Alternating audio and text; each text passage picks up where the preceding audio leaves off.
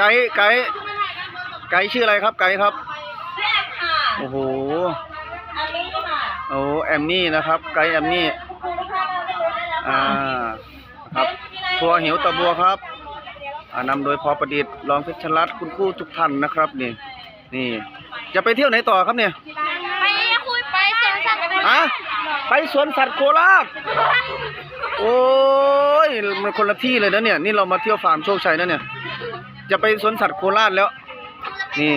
อารุอาชิแล้วก็เบนคิวใช่ไหมโอ้เมสซี่ครับเมสซี่ครับโอ้โหเมสซี่สุดหล่อครับนี่ครับทัวร์ที่3ครับนี่คุณเนยครับนี่ฟาร์มโชคชัยครับทัวร์คันที่3ครับโอ้โหคุณมะปางคุณจอยคุณก๊อฟนี่จะเป็นนะครับ Let's go